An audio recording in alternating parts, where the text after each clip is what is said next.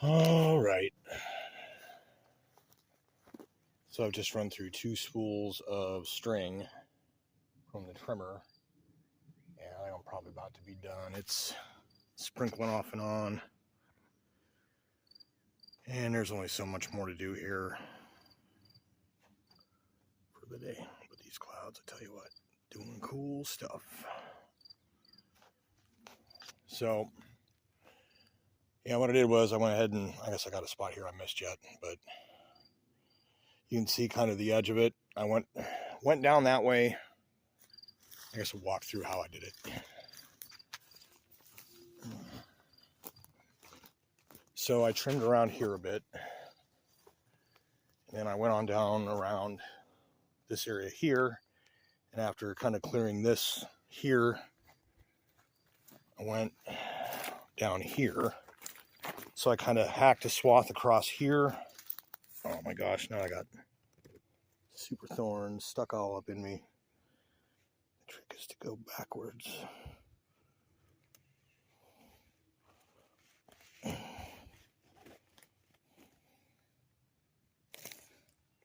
Freaking amazing.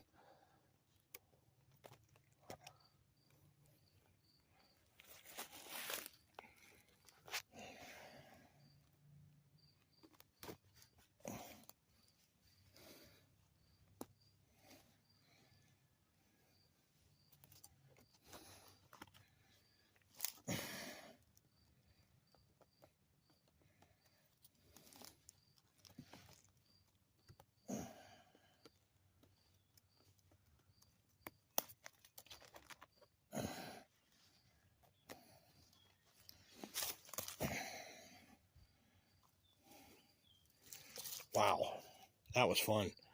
Anyways, kind of came trimming down through here. What I basically did was do a top layer, leave a few inches, and then kind of get closer to the ground the second time, kind of mulching through. And really the point of this is to add mulching decomposition to the forest floor. Was places where all these sticks and everything. Some of the stuff is big enough I can move it, but a lot of it I forgot was here because I couldn't see it because this stuff was all up to here.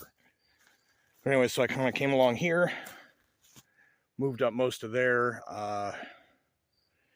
down around back to here, and then I ran out of string, so then I went and refilled the string, and I came back around.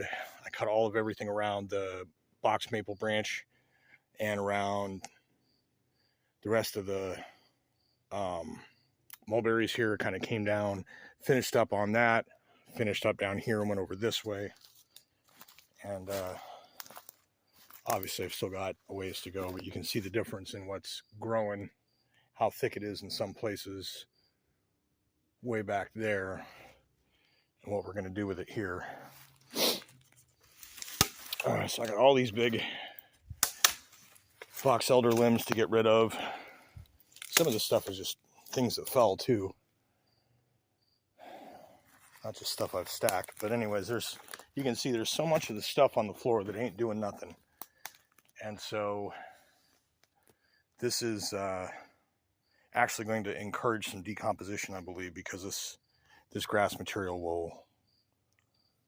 will break down pretty quick. You can see it's much clearer than it was, even so. But I'm going to go through all these places. I'm tearing them fuckers down, shredding them, and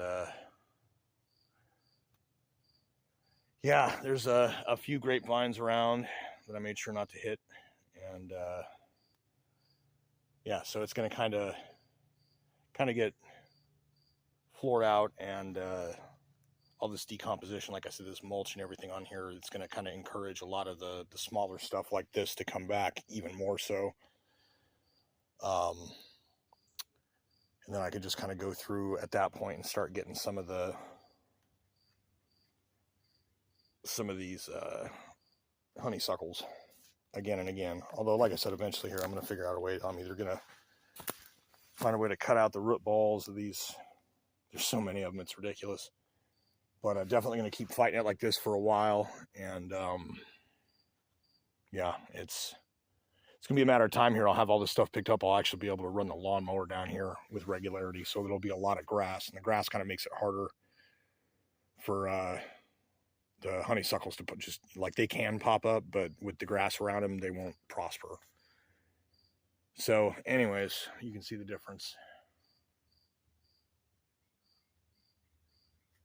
These freaking bugs are amazing. So this is a little part 2. Spent a long time processing that video for part 1. It just finished uploading while I was working on this other stuff here. Very interesting. It's probably going to do something similar here. It's one thing if I'm holding the camera here and there's some movement, and it's going to stabilize this, right? And if I'm rotating the camera like this without rotating the full arc, what was happening on the previous video was that my arm was out at an extension, and it's moving at a radius of my arm to my body, which is the center of movement.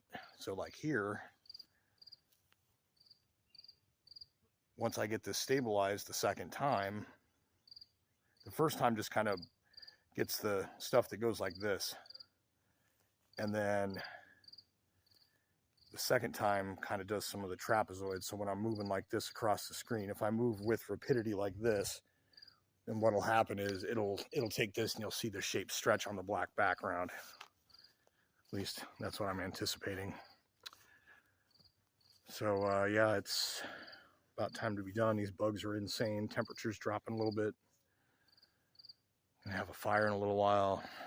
Gotta put the windows up on my car.